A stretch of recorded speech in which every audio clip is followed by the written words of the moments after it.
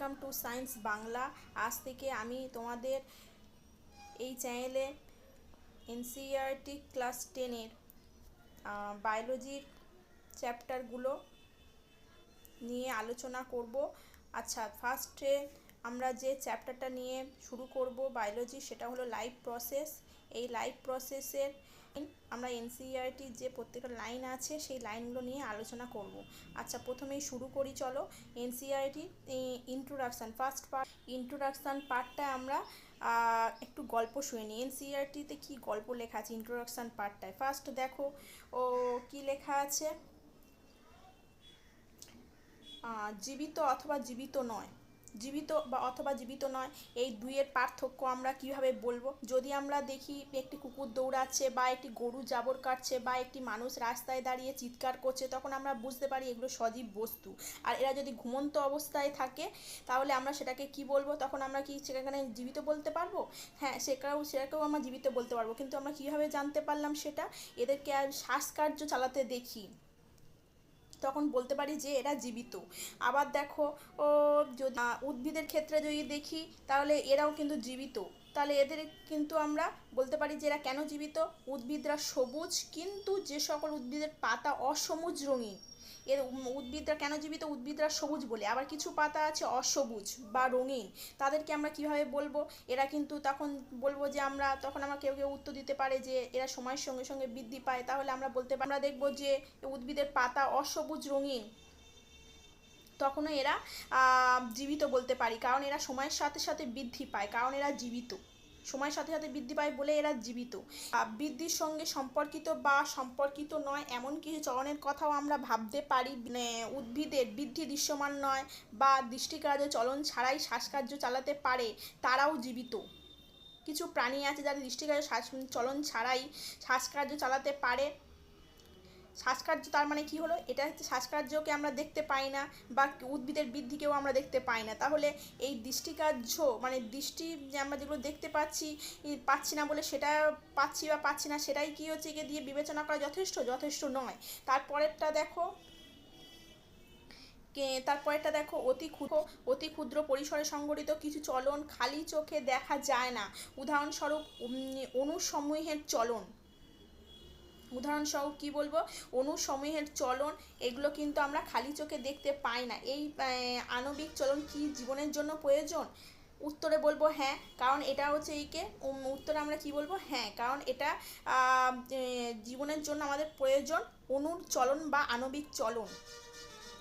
আচ্ছা, এরপরে দেখো ভাইরাসের যে আণবিক চলন দেখা যায় না, এটা নিয়ে হচ্ছে মতবিরোধ আছে। কারণ ভাইরাস যখন সাধারণ অবস্থায় থাকে তখন কিন্তু এরা কোনো আণবিক চলন দেখায় না, কিন্তু যখন এরা কোনো জীবের মধ্যে প্রবেশ করছে বা ভাইরাস এই কোনো জীবকে সংক্রমণ করছে তখন কিন্তু এদের চলন দেখা যায়। তাহলে এটা সজীব নাকি জড়, এ বিষয় নিয়ে বিতর্ক রয়েছে।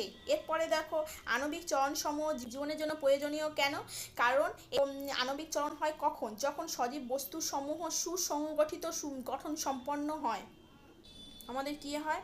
প্রত্যেকটা সময় কি হয়? ক্ষুদ্র ক্ষুদ্র উপাদানের এইভাবে দেহ গঠন চলতে থাকে।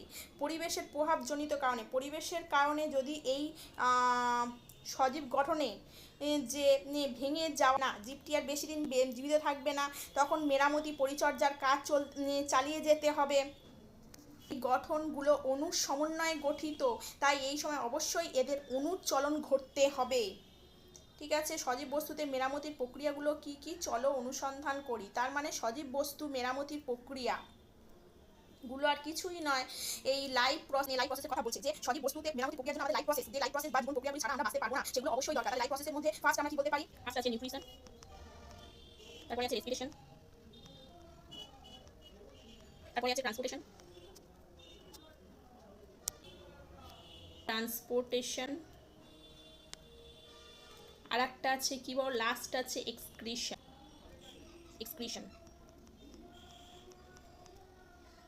ঠিক আছে, এই চারটে আমাদের লাইফ প্রসেস পড়তে হবে। তাহলে এই চারটে লাইফ প্রসেস পড়তে গেলে ফার্স্ট দেখো এখানে কি বলা আছে, জীবন প্রক্রিয়া বা লাইফ প্রসেস। তাহলে সজীব বস্তু পরিচর্যা বিষয়গুলো কাজগুলো অবশ্যই চলতে থাকবে। এমনকি আমরা যখন কোনো কাজ করছি না, যখন আমরা শ্রেণীকক্ষে বসে থাকি, যখন আমরা শ্রেণীকক্ষে বসে আছি, এমনকি যদি আমরা ঘুমিয়েও থাকি বা পরিচর্যার কাজ সম্পন্ন করে, এই যে পরিচর্যার কাজ যারা যে প্রক্রিয়ার সাহায্যে পরিচর্যার কাজগুলো সম্পন্ন হচ্ছে তাদের বলে জীবন প্রক্রিয়া। যেহেতু দেহের ক্ষয়ক্ষতি ও ভাঙন প্রতিরোধের জন্য ভাঙন প্রতিরোধের জন্য এই পরিচর্যা সম্বন্ধীয় প্রক্রিয়াগুলো সংগঠিত হওয়া প্রয়োজন। এই প্রক্রিয়াগুলো চালানোর জন্য শক্তি দরকার হয়। এই শক্তি একক জীবের দেহে বহিঃপরিবেশ থেকে আসে। বহিঃপরিবেশ মানে কিন্তু এখানে খাদ্য বলেছে, এখানে এই শক্তি তাই জীবের দেহের বাইরে থেকে ভেতরে শক্তির উৎসে স্থানান্তরের জন্য একটি প্রক্রিয়া থাকা আবশ্যক। তাহলে জীবের দেহ, এই প্রক্রিয়াটিকে আমরা সচরাচর পুষ্টি বলে থাকি। তাহলে জীবের দেহের বাইরে থেকে ভেতরে শক্তির উৎস স্থানান্তরের জন্য একটা প্রক্রিয়া হয়, বাইরে থেকে ভেতরে শক্তির উৎস স্থানান্তর হচ্ছে, সেই প্রক্রিয়াকে আমরা কি বলবো? পুষ্টি বলে থাকি। জীবের দেহের আকার বৃদ্ধি করতে হয়, তবে বাইরে থেকে অতিরিক্ত কাঁচা মাল সরবরাহেরও প্রয়োজন হয়। যেহেতু জীবনের অস্তিত্ব কার্বন ভিত্তিক অনুসমূহের উপর নির্ভর করে, তাই এই উৎসগুলো বেশিরভাগও কার্বন ভিত্তিক হবে। আমাদের দেহের ভেতরে যে কার্বন ভিত্তিক অনুসমূহ আছে, এই কার্বন ভিত্তিক অনুসমূহ আছে, সেই কার্বন সমূহগুলো জটিলতার উপর নির্ভর করে বিভিন্ন জীবে বিভিন্ন ধরনের পুষ্টি প্রক্রিয়া চলতে পারে। উদ্ভিদের এক ধরনের পুষ্টি, প্রাণীদের এক ধরনের পুষ্টি। এরপরে দেখে নিই চলো আমরা। যেহেতু পরিবেশ জীবের একক নিয়ন্ত্রণাধীন নয়, তাই দেহের বাইরে শক্তির উৎসসমূহ পুরোপুরি ভিন্ন হতে পারে। পরিবেশে জীবের একক নিয়ন্ত্রণাধীন নয়, পুরোপুরি ভিন্ন দেহের বাইরে শক্তির উৎস সমূহ, এখানে তাই বলে দেওয়া আছে। তারপরে পুরোপুরি ভিন্ন, তাই দেহের শক্তির এই উৎসসমূহের ভেঙে যাওয়া বা গঠিত হওয়া প্রয়োজন। সবশেষে শক্তির এই উৎসগুলোর একটি অভিন্ন শক্তির উৎসে পরিবর্তিত হওয়া আবশ্যক। তাই দেহের শক্তির এই উৎস সমূহের ভেঙে যাওয়া বা গঠিত হওয়া,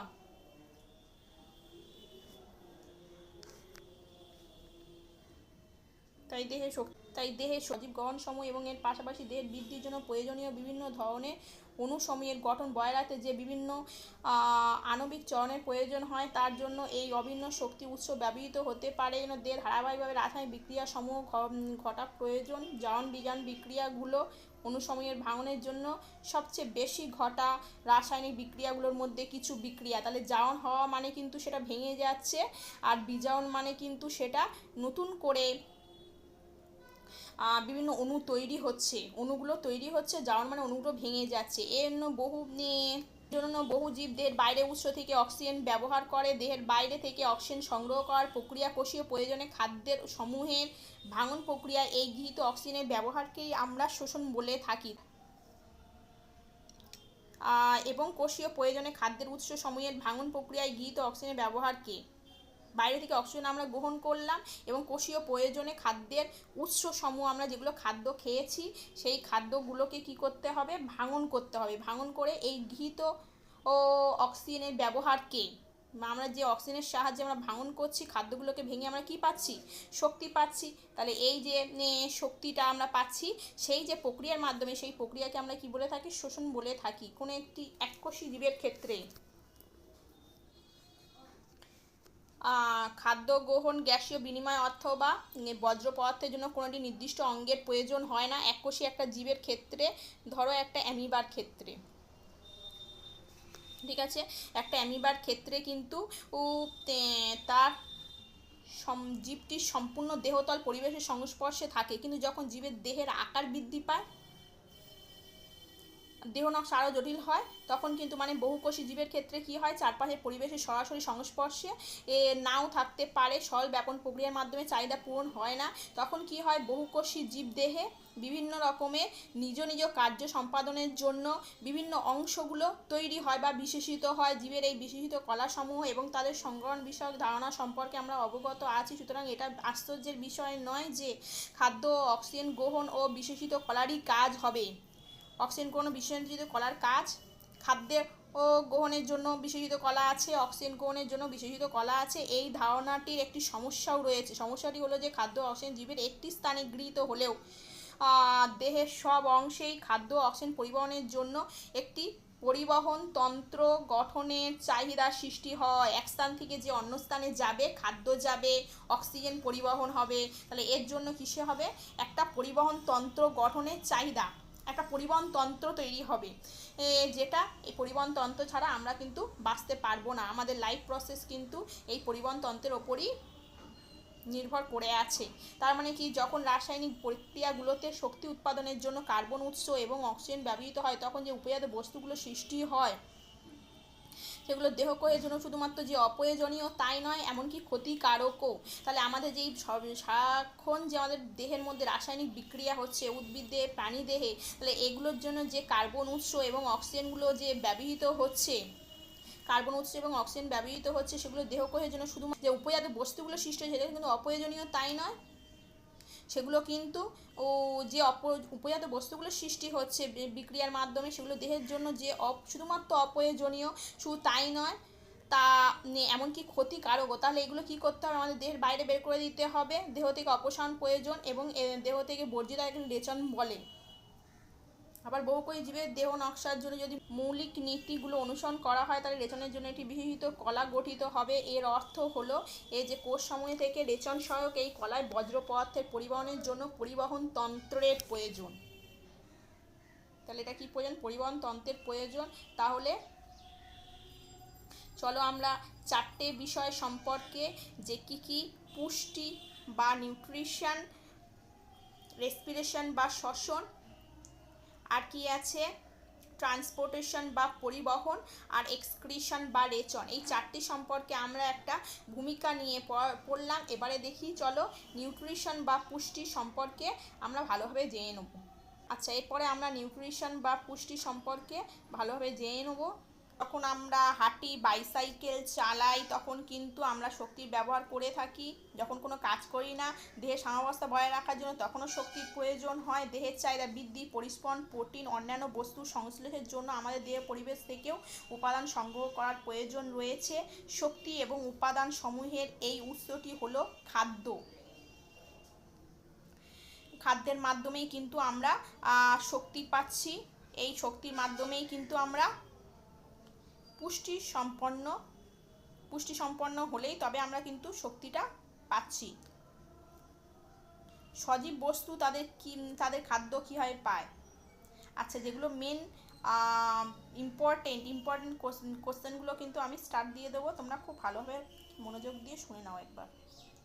সজীব বস্তু তাদের খাদ্য কিভাবে পায়? তাহলে শক্তি ও উপাদান সমূহ সহন চাহিদা সব জীবের ক্ষেত্রে একই রকম, কিন্তু এই চাহিদাগুলো উপায়গুলো ভিন্ন ভিন্ন হয়। কিছু সজীব বস্তু অজৈব বস্তু থেকে কার্বন ডাই অক্সাইড জল রূপে সংগৃহীত সরল খাদ্য উপাদান ব্যবহার করে। এই সজীব বস্তুগুলো স্বভোজী। কিছু ব্যাকটেরিয়া, সবুজ উদ্ভিদ এছাড়া জটিল বস্তু ব্যবহার করে, অন্যান্য জীবসমূহ জটিল বস্তু ব্যবহার করে ভেঙে গিয়ে কিসে পরিণত হয়, এটা সরল উপাদানে পরিণত হয়। দেহে যথাযথ অবস্থা বজায় রাখতে দেহের বৃদ্ধির জন্য ব্যবহৃত হতে পারে। এই উপাদানসমূহ দেহে যথাযথ অবস্থা বজায় রাখতে দেহের বৃদ্ধির জন্য ব্যবহৃত হতে পারে। জটিল বস্তু থেকে সরল উপাদান তৈরির জন্য উৎসেচক নামক জৈব অনুঘটককে কাজে লাগায়। জটিল বস্তু থেকে সরল উপাদান লাভের জন্য জীবের উৎসেচক নামক জৈব অনুঘটককে কাজে লাগায়। তাই পরভোজীরা বেঁচে থাকার জন্য প্রত্যক্ষ বা পরোক্ষভাবে স্বভোজী জীবের ওপর নির্ভরশীল। প্রাণী ও ছত্রাকেরা পরভোজী জীবগোষ্ঠীর অন্তর্ভুক্ত। স্বভোজী আর পরভোজী। তাহলে স্বভোজী কারা হচ্ছে? স্বভোজী হলো উদ্ভিদরা। সবুজ উদ্ভিদ হলো স্বভোজী, আর ব্যাকটেরিয়া, কিছু ব্যাকটেরিয়া হলো স্বভোজী। আর কি হচ্ছে পরভোজী কারা হচ্ছে? তাহলে সবুজ উদ্ভিদরা হচ্ছে স্বভোজী, ব্যাকটেরিয়া হচ্ছে স্বভোজী, আর পরভোজী কারা হচ্ছে? প্রাণী ও ছত্রাকরা হচ্ছে পরভোজী। ঠিক আছে, এরপরে চলো স্বভোজী পুষ্টি সম্পর্কে বা অটোট্রপিক নিউট্রিশন সম্পর্কে আমরা জেনে নিই। স্বভোজী জীবের কার্বন ও শক্তি চাহিদা সালোক সংশ্লেষ দ্বারা পূরণ হয়। তাহলে স্বভোজী জীবেরা বা উদ্ভিদরা কি করে? সালোক সংশ্লেষ দ্বারা তাদের যে কার্বনের চাহিদা, শক্তির চাহিদা এটা পূরণ করে। বহির পরিবেশ থেকে এরা বিভিন্ন বস্তু গ্রহণ করে, সেটাকে কি করে? শক্তিতে সঞ্চিত রূপে শক্তিটাকে সঞ্চিত করে কার্বন ডাই অক্সাইড ও জল হিসেবে। এই উপাদান কার্বন ডাই অক্সাইড ও জল হিসেবে গৃহীত হয়। সূর্যালোক ও ক্লোরোফিল, তাহলে কি লাগে? কার্বন ডাই অক্সাইড লাগে, জল লাগে, সূর্যালোক লাগে, ক্লোরোফিল লাগে। এর মাধ্যমে কি পরিণত হয়? শ্বেতসার পরিণত হয়। উদ্ভিদকে শক্তির যোগান দেওয়ার জন্য কার্বোহাইড্রেটে ব্যবহৃত হয়। উদ্ভিদরা কি করে? তাদের যেটা সঞ্চয় হয়েছে শক্তিটা, সেটা শ্বেতসার রূপে সঞ্চয় করে রাখে। আর প্রাণীরা কি করে? গ্লাইকোজেন রূপে সঞ্চয় করে রাখে। এই দুটো কিন্তু পরীক্ষার জন্য খুব ইম্পর্টেন্ট। ঠিক আছে, এরপরে ঠিক আছে। 6CO2+12H2O ও ক্লোরোফিল, সূর্যালোক, এই চারটের উপস্থিতিতে কি তৈরি হচ্ছে? গ্লুকোজ। গ্লুকোজের হচ্ছে একে সংকেত দেখো C6H12O6, গ্লুকোজের সংকেতটা দেখো C6H12O6 plus 6O2 plus 6H2O। এরপরে দেখো সালোক সংশ্লেষ প্রক্রিয়া চলাকালীন কি কি ঘটনাগুলো ঘটে। ফার্স্টে দেখো ক্লোরোফিল কর্তৃক আলোক শক্তির শোষণ, ক্লোরোফিল দ্বারা আলোক শক্তি শোষিত হয়। আলোক শক্তিটা কোন শক্তি রূপান্তরিত হয়? রাসায়নিক শক্তিতে রূপান্তরিত হয়। জল অণুসমূহের কি হয়? হাইড্রোজেন ও অক্সিজেনে ভেঙে যায়। H2O হাইড্রোজেন এবং অক্সিজেনে ভেঙে যায়। H2O হাইড্রোজেন ও অক্সিজেনে ভেঙে যায়।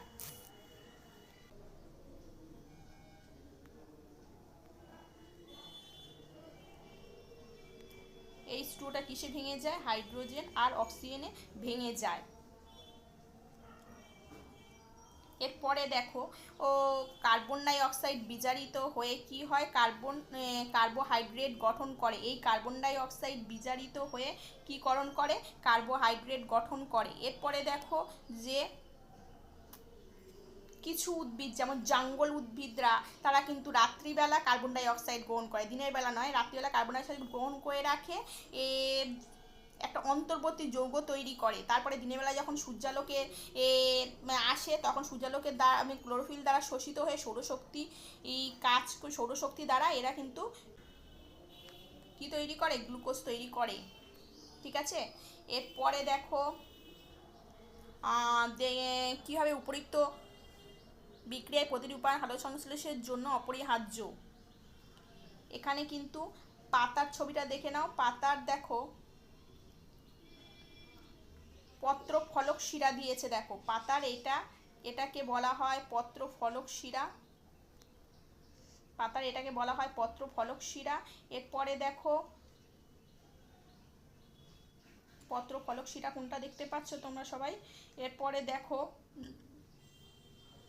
দেখো ফ্লোয়েম, জাইলেম। ফ্লোয়েমের মাধ্যমে কি পরিবহন হয় বলো?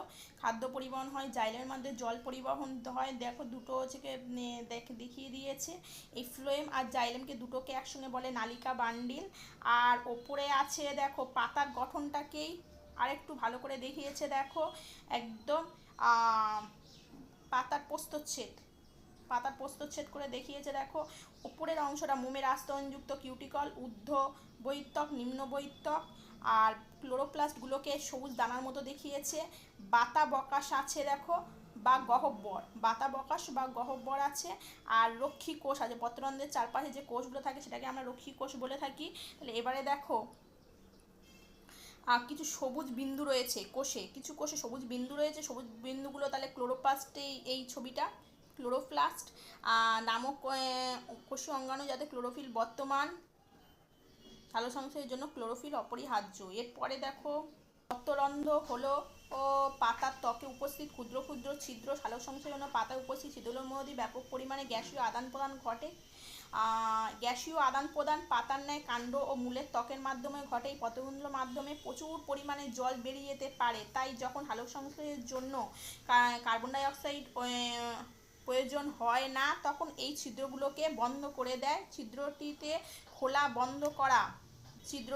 খোলা বা বন্ধ করা এটা কিন্তু রক্ষী কোষের কাজ। রক্ষী কোষগুলোতে জল প্রবেশ করে তখন কোষগুলো রসকৃত হয়। এর ফলে পত্ররন্ধ্র ছিদ্রটি খুলে যায়। এই রক্ষী কোষগুলো কুঁচকে গেলে ছিদ্রটি বন্ধ হয়ে যায়।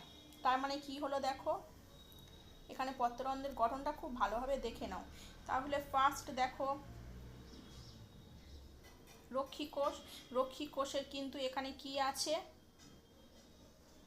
ফার্স্ট দেখে নাও, যে এই যে একটা রক্ষী কোষ, এই একটা রক্ষী কোষ, এই একটা রক্ষী কোষ। তাহলে এই একটা রক্ষী কোষ, দুটো রক্ষী কোষ। রক্ষী কোষের মাঝখানে আছে পত্ররন্ধ্র ছিদ্র, আর আছে কি যে দানাদার অংশগুলো সেগুলোকে বলবো ক্লোরোপ্লাস্ট। তাহলে এখানে দেখো রক্ষী কোষগুলো কিন্তু জল স্ফীত অবস্থায় কিন্তু রক্ষী কোষগুলো ফুলে ওঠে এবং ছিদ্র তৈরি করে। যখন রক্ষী কোষ থেকে জল বেরিয়ে যাচ্ছে তখন রক্ষী কোষগুলো কি হয়ে যাচ্ছে? চ্যাপ্টা হয়ে যাচ্ছে, মানে পত্ররন্ধ্র কিন্তু কি হচ্ছে? বন্ধ হয়ে যাচ্ছে। ঠিক আছে। তাহলে পত্ররন্ধ্র খোলা এবং বন্ধ পত্ররন্ধ্র ছিদ্র। এরপরে দেখো আচ্ছা, এরপরে দেখো ও যে দেহ গঠনের জন্য কাঁচামাল বিভিন্ন প্রয়োজন, যেমন সালোকসংশ্লেষণে ব্যবহৃত জল মূলের সাহায্যে মাটি থেকে শোষিত হয়। নাইট্রোজেন, ফসফরাস, আয়রন, ম্যাগনেসিয়াম এগুলো কিন্তু মাটি থেকে গৃহীত হয়। প্রোটিন, অন্যান্য যৌগ এগুলো কিন্তু তৈরির জন্য নাইট্রোজেন প্রয়োজন। আর একটা অজৈব নাইট্রেট, একটি অজৈব নাইট্রেট, এটি অজৈব নাইট্রেট বা নাইট্রেট রূপে গৃহীত হয় অথবা নাইট্রোজেন যৌগ রূপেও গৃহীত হতে পারে। তাহলে উদ্ভিদ নাইট্রেট বা নাইট্রাইট রূপে গৃহীত হয়। উদ্ভিদের নাইট্রোজেনটা মাটিতে প্রকৃতি থেকে সরাসরি নাইট্রোজেন গ্রহণ করতে পারে না, এরা মাটি থেকে নাইট্রেট বা নাইট্রাইট রূপে গ্রহণ করে। এই জৈব যৌগটি ব্যাকটেরিয়া দ্বারা বায়ুমণ্ডলীয় নাইট্রোজেন থেকে প্রস্তুত হয়। তাহলে এই নাইট্রেট বা নাইট্রাইট কারা তৈরি করে? ব্যাকটেরিয়া তৈরি করে। এরপরে আমরা দেখি পরভোজী পুষ্টি। পরভোজী পুষ্টির কিন্তু এটা কাদেরকে আমরা পরভোজী পুষ্টি বলবো? প্রাণীদেরকে। কাদেরকে বলবো পরভোজী পুষ্টি? প্রাণীদেরকে। প্রতিটি জীব তার পরিবেশের সাথে অভিযোজিত হয়। খাদ্যবস্তুর প্রকৃতি ও লভ্যতা এর পাশাপাশি জীব কীভাবে খাদ্য সংগ্রহ করে তার উপর নির্ভর করে পুষ্টির ধরন ভিন্ন ভিন্ন হয়। গরু ও সিংহের যেমন খাদ্য অধিগত করার কৌশল, তাদের সঙ্গে পুষ্টি সহায়ক অঙ্গসমূহ ও যেমন পার্থক্য হবে, তা খাদ্যের উৎসটি নিশ্চল যেমন ঘাস বা সচল হরিণ হওয়ার ওপর নির্ভর করে। যেমন নিশ্চল কেন বলেছে ঘাসকে? যে ঘাসকে কেন নিশ্চল বলেছে? ঘাস হচ্ছে কি করে? দৌড়াতে পারে না বা নিশ্চল, একদম স্ট্যাটিক অবস্থায় থাকে, স্থির থাকে। আর সচল বলেছে হরিণ, কারণ এরা হরিণকে শিকার করতে গেলে দৌড়ে চলে যেতে পারে, তাহলে হরিণ কিন্তু সেখানে সচল। জীবের খাদ্য গ্রহণ ও তা ব্যবহারের জন্য ব্যাপক পরিসরে বহু কৌশল রয়েছে। কিছু জীব দেহের বাইরে খাদ্যবস্তুর ভাঙন ঘটায়, তার শোষণ করে। ব্রেড মোল্ড, ইস্ট, মাশরুমের মতো ছত্রাকগুলো এর উদাহরণ।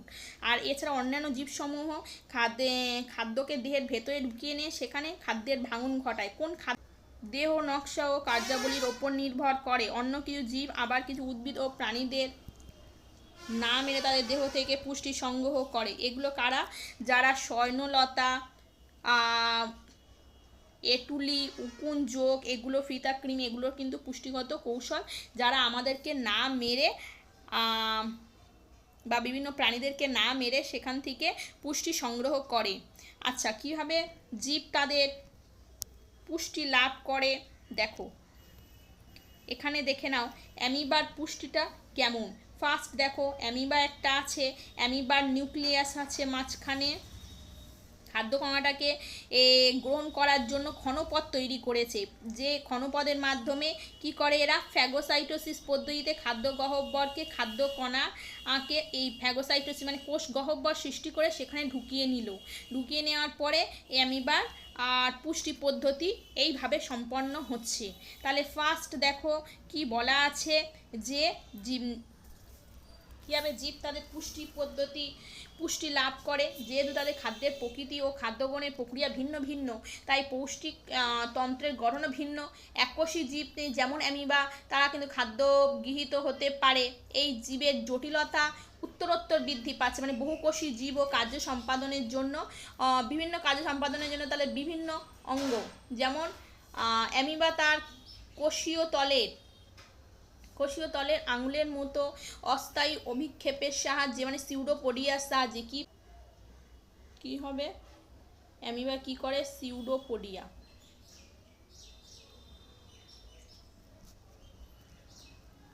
সিউডোপোডিয়া বা ক্ষণপদের সাহায্যে, অ্যামিবা সিউডোপোডিয়া বা ক্ষণপদের সাহায্যে কিন্তু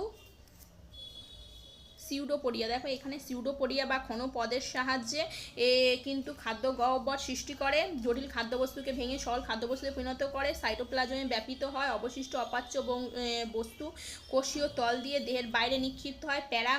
প্যারামিসিয়াম কিন্তু এককোষী জীব, অ্যামিবার মতনই, কিন্তু এরা নির্দিষ্ট আকৃতি বিশিষ্ট হয়, যেটা অ্যামিবার কিন্তু নির্দিষ্ট আকৃতি বিশিষ্ট নয়। খাদ্য দেহের নির্দিষ্ট স্থানে গৃহীত হয়, দেহতল জুড়ে বিস্তৃত সিলিয়ার চলন দ্বারা এই নির্দিষ্ট স্থানটিতে চলে আসে। তার মানে আমরা যদি একটা প্যারামিসিয়ামের ছবি আঁকার চেষ্টা করি, ঠিক আছে, প্যারামিশিয়ামের একটা ছবি আঁকার চেষ্টা করি, তাহলে এর চারপাশে কি থাকে এগুলো বলো, সিলিয়া থাকে। এগুলো কি থাকে, চারপাশে এগুলো সিলিয়া থাকে। এর কিন্তু নির্দিষ্ট আকৃতি থাকে, আর এই সিলিয়ার সাহায্যে এরা কিন্তু খাদ্য গ্রহণ করে।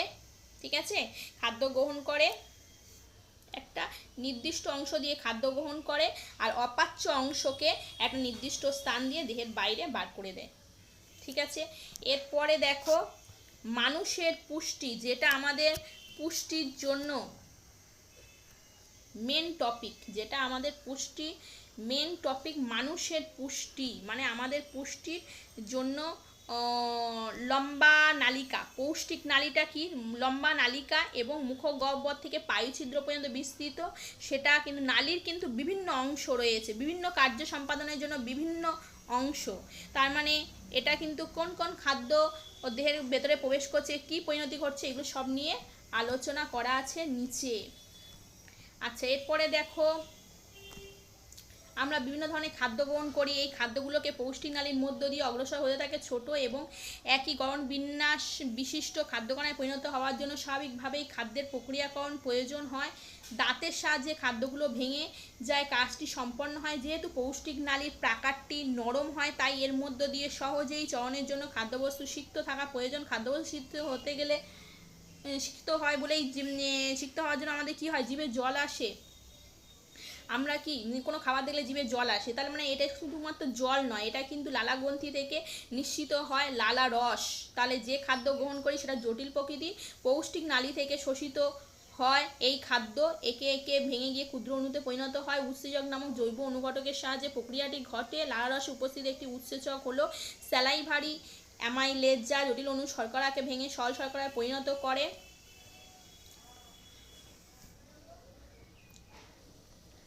তারপরে দেখো খাদ্য লালা রসের সাহায্যে খুব ভালোভাবে মিশ্রিত হয় চর্বণকালে পেশিবহুল জিহ্বার সাহায্যে। চর্বণকালে পেশিবহুল জিহ্বার সাহায্যে মুখগহ্বরে আবর্তিত হয়। তাহলে এটা দেখো মুখগহ্বর দিয়েছে, কি দেওয়া আছে, এটা মুখগহ্বর দেওয়া আছে। জিহ্বা আমরা জানি একটা মাংসল অংশ, গ্রাস নালী, কিন্তু এই যে লম্বা যে নালীটা গেছে, লম্বা নালীটা, এটাই হলো গ্রাস নালী। ঠিক আছে, এরপরে দেখো মধ্যচ্ছদা আছে, যেটা আমাদের বক্ষগহ্বর আর উদরগহ্বরকে আলাদা করেছে। পাকস্থলী কিন্তু একটা যে আকৃতির গঠন, পাকস্থলী। ঠিক আছে, ক্ষুদ্রান্তটা দেখে নাও। ক্ষুদ্রান্তের কিন্তু তিনটে অংশ, ডিওডিনাম, জেজুনাম আর ইলিয়াম। আচ্ছা, এরপরে দেখো পিত্তথলি আছে, দেখো একটা পিত্তথলি আমাদের, এর পিত্তনালী, পিত্তথলির সঙ্গে যে নালীটা যুক্ত থাকে পিত্তনালী। যকৃৎ আছে, ঠিক আছে, যকৃৎ আমাদের অনেকটা বড় অঙ্গ। ঠিক আছে, অগ্নাশয় আছে, অগ্নাশয় আছে। এরপরে দেখো বৃহদন্ত বা কোলন। তাহলে ক্ষুদ্রান্ত কিন্তু যে অংশটা, তার তিনটে পার্ট। এই ক্ষুদ্রান্তের কিন্তু কটা পার্ট আছে, তিনটে পার্ট আছে। কি কি,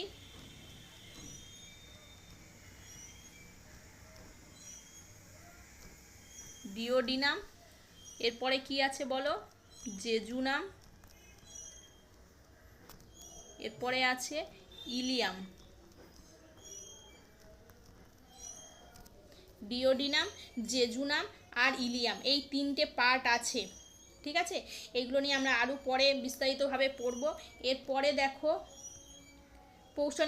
পৌষ্টিক নালী বরাবর একটি নিয়ন্ত্রিত পদ্ধতিতে এই খাদ্য চলন যখন প্রয়োজন, যাতে পৌষ্টিক নালীর প্রতিটি অংশে খাদ্যের যথাযথ প্রক্রিয়াকরণ ঘটতে পারে। পৌষ্টিক নালীর প্রাকার পেশিবহুল হওয়ায় যা খাদ্যকে এগিয়ে নিয়ে যাওয়ার জন্য ছন্দভাবে সংকুচিত হয়। পৌষ্টিক নালীর গাত্র বরাবর সর্বত্র এই ক্রমসংকোচন প্রসারণ অর্থাৎ পেরিস্টলসিস, মানে একবার সংকোচন হচ্ছে একবার প্রসারণ হচ্ছে। তাহলে পৌষ্টিক নালী বরাবর যে চলন হয় সেই চলনের কিন্তু একটা নির্দিষ্ট নাম আছে। এটার কী নাম, পেরিস্টলসিস চলন। কী চলন বলো, পেরিস্টলসিস চলন। এটা ভালো করে পড়বে। ঠিক আছে, এরপরে দেখো মুখগহ্বর থেকে খাদ্য গ্রাসনালীর মধ্য দিয়ে পাকস্থলীতে, পাকস্থলী থেকে বৃহৎ অঙ্গ যাতে খাদ্য প্রবেশ করার পর প্রসারিত হয়। পেশিবহুল প্রাচীর অন্যান্য পাচক রসের সাথে ভালোভাবে মিশ্রণে সাহায্য করে। পাকস্থলী থেকে যে খাদ্যটা এলো সেই খাদ্যটা কি হয়, বিভিন্ন পাচক রসের সাথে মিশ্রিত হয়। তাহলে আমরা পাচক রসগুলো আস্তে আস্তে চলো পড়ে নিই। পাকস্থলী প্রাকারস্থিত গ্যাস্ট্রিক গ্রন্থি সহায়তায় পাকস্থলীতে গ্যাস্ট্রিক গ্রন্থি সহায়তায় এই খাদ্যের পরিপাক ঘটে। এই গ্রন্থিগুলো HCl প্রোটিন পরিপাককারী উৎসেচক পেপসিন এবং মিউকাস ক্ষরণ করে। তাহলে পাকস্থলীতে যে পাক গ্রন্থি আছে সেখান থেকে তিনটে কি কি ক্ষরণ হয়, তিনটি অংশ, তিনটি রস ক্ষরণ হয়। ফার্স্ট হলো HCl হাইড্রোক্লোরিক অ্যাসিড, এছাড়া আছে পেপসিন, আর একটা আছে মিউকাস। এই তিনটে ক্ষরণ হয়। কি কি ক্ষরণ হয় খুব ভালো করে পড়বে। HCl আর পরিপাককারী উৎসেচক পেপসিন আর মিউকাস, এই তিনটে ক্ষরণ হয়। আচ্ছা, পাকস্থলীতে কি কি ক্ষরণ হয়, HCl ক্ষরণ হয়, পেপসিন ক্ষরণ হয় আর মিউকাস ক্ষরণ হয়। এটা কিন্তু খুব ইম্পর্টেন্ট, পাকস্থলীর পাকগ্রন্থি থেকে কি কি ক্ষরণ হয়। এরপরে চলে যাই হাইড্রোক্লোরিক অ্যাসিডের কি কাজ। হাইড্রোক্লোরিক অ্যাসিড কিন্তু পাকস্থলীতে একটা আম্লিক মাধ্যমের কাজ করে। পাকস্থলীতে একটা আম্লিক মাধ্যমের কাজ করে যা পেপসিন উৎসেচকের ক্রিয়ায় সহায়তা করে। পেপসিন উৎসেচক, তাহলে দেখো পেপসিন উৎসেচক বলে দিয়েছে যে আমি HCl এর সাহায্য ছাড়া আমি কিন্তু কোনো কাজ করতে পারবো না, মানে আম্লিক মাধ্যম ছাড়া কাজ করতে পারবো না। তাহলে HCl ছাড়া এই কাজ করতে পারছে না পেপসিন, তাহলে HClটা যেরকম আম্লিক মাধ্যম কাজ করছে, এই আম্লিক মাধ্যমের জন্য পেপসিন কাজ করছে। আর আম্লিক মাধ্যমে আর একটা বাকি আছে যেটা মিউকাসের কি কাজ চলো আমরা পড়ে নিই।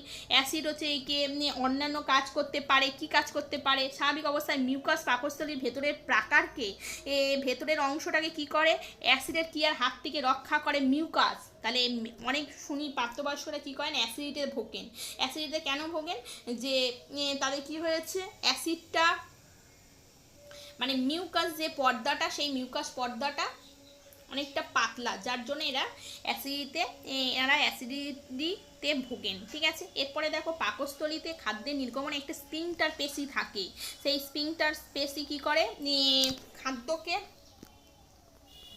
ক্ষুদ্রান্তে মুক্ত করে। ক্ষুদ্রান্তে প্রবেশ করলো। ক্ষুদ্রান্ত কিন্তু আমরা নামে ক্ষুদ্রান্ত বলছি, কিন্তু এটা কিন্তু অনেকটা মানে পৌষ্টিক নালীর সবচেয়ে দীর্ঘ অংশ, যা খুব বেশিভাবে কুণ্ডলিত হয়। একটা আঁটো ও আবদ্ধ থাকে, স্থানে আবদ্ধ থাকে। প্রাণী যে খাদ্য তার উপর ভিত্তি করে ক্ষুদ্রান্তের দৈর্ঘ্য প্রাণীর ক্ষেত্রে বিভিন্ন হয়। যেমন সেলুলোজ পরিপাক করে ঘাস ভক্ষণকারী শাকাশী প্রাণী, এদের যেমন দীর্ঘ ক্ষুদ্রান্ত। আমাদের যেরকম মাংস আমরা যেহেতু খাই, বাঘরা যেহেতু মাংসাহারী, তাদের কিন্তু স্বল্প দৈর্ঘ্যের ক্ষুদ্রান্ত।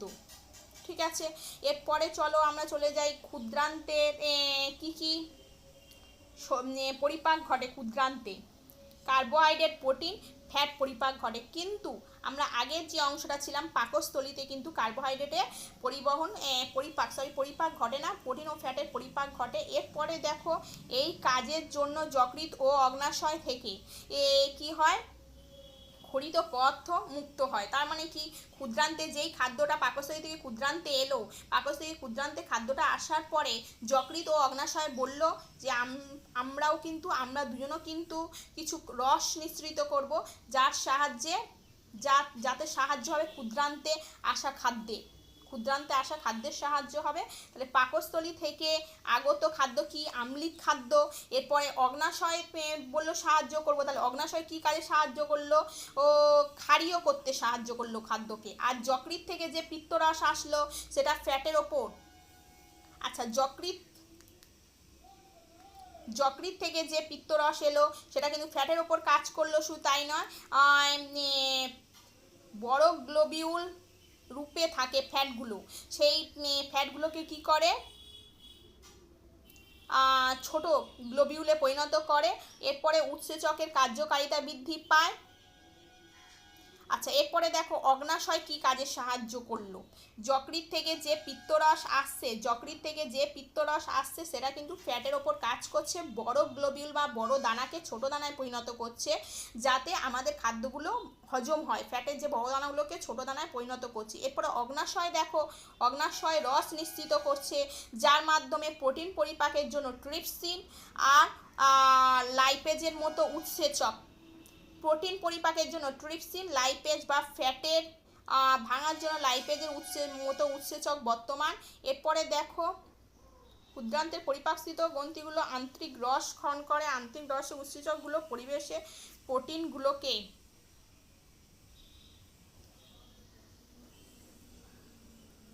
ক্ষুদ্রান্তে এসে কি হচ্ছে যকৃৎ সাহায্য করছে, অগ্নাশয় সাহায্য করছে। এরপরে যেগুলো ক্ষুদ্রান্তে কি আছে, ক্ষুদ্রান্ত নিজেও কিন্তু আন্তরিক রস ক্ষরণ করছে, সেই আন্তরিক রসগুলো। এরপরে দেখো আন্তরিক রসে যে উৎসেচকগুলো থাকে সেগুলো কিন্তু সরলতম অংশে। প্রোটিনকে সরলতম অংশ মানে অ্যামাইনো অ্যাসিডের, জটিল কার্বোহাইড্রেটকে সেটা সরলতম অংশে, গ্লুকোজে ফ্যাটগুলোকে ফ্যাটি অ্যাসিড গ্লিসারলে পরিণত করছে। এরপরে দেখো পাচিত খাদ্য ক্ষুদ্রান্তের প্রাকার দ্বারা শোষিত হয়। ক্ষুদ্রান্তের প্রাকারে আঙুলের মতো অংশ রয়েছে। ক্ষুদ্রান্তের প্রাকারে কিন্তু কি রয়েছে, আঙুলের মতো অংশ রয়েছে। ঠিক আছে, এই আঙুলের মতো অংশকে বলা হয় ভিলাই। কি বলা হয়? এই আঙুলের মতো অংশগুলোকে বলছে ভিলাই।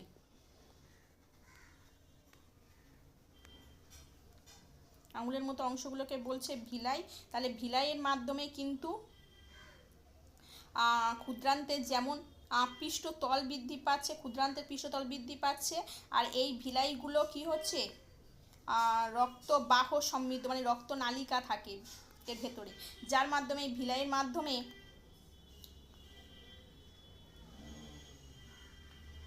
রক্তনালিকা সমৃদ্ধ হওয়ার জন্য এখান থেকে কিন্তু শোষিত খাদ্যকে গ্রহণ করে এবং দেহের প্রতিটি কোষে পৌঁছে দেয়। দেহের প্রতিটি কোষেই খাদ্যশক্তি উৎপাদনে, নতুন কলা গঠনে, পুরনো কলার মেরামতির কাজে ব্যবহৃত হয়।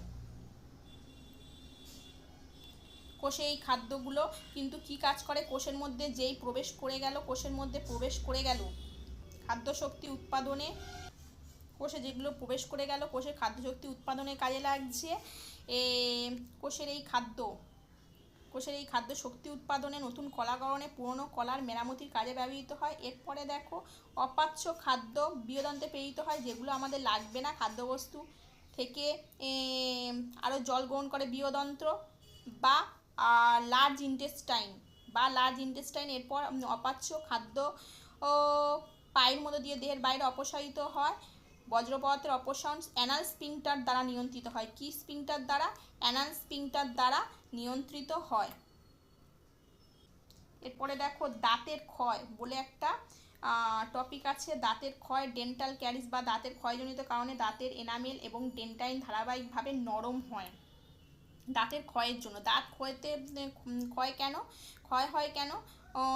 ব্যাকটেরিয়ার শর্করার উপর কাজ করার ফলে, ব্যাকটেরিয়া শর্করার উপর কাজ করে কি করে? অ্যাসিড। এই অ্যাসিডই দাঁতের এনামেলকে নরম করে দেয়, খনিজ পদার্থের অপসারণ ঘটায়। যেমন ক্যালসিয়ামকে অপসারণ করে দেয়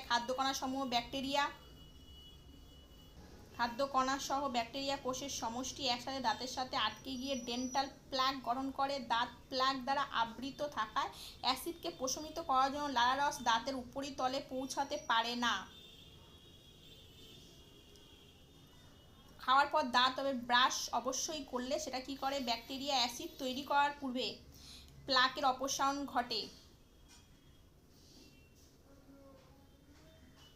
এরপর যদি চিকিৎসা না হয় তবে এই অণুজীবীরা দাঁতের পাল্প অংশে ঢুকে গিয়ে কি করে, প্রদাহ এবং সংক্রমণ তৈরি করতে পারে।